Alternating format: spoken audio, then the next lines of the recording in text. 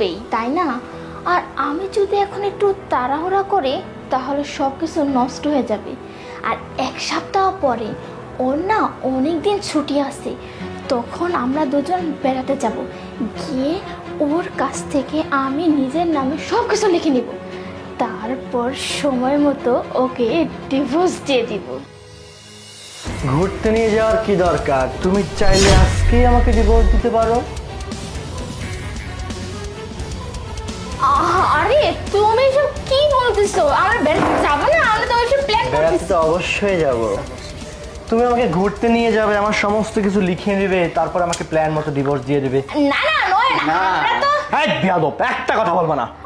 আমি তোমাকে বলতেছি, আমরা তো অন্য কিছু বলতেছিলাম। আসলে আমরা কয়েকদিন পর বেড়াতে যাব, তারপর টিকিট কাটবো, এইসব বলতেছিলাম। আরে তুমি কোথায় কোথায় যাচ্ছ?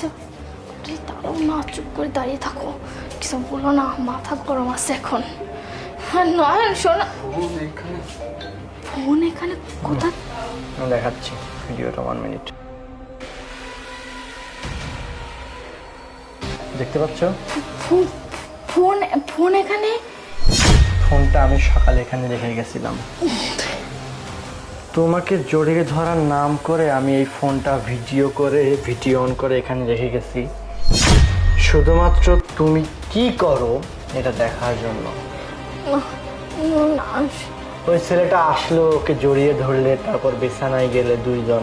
ছি, তুমি কি মনে করেছো একজন কলা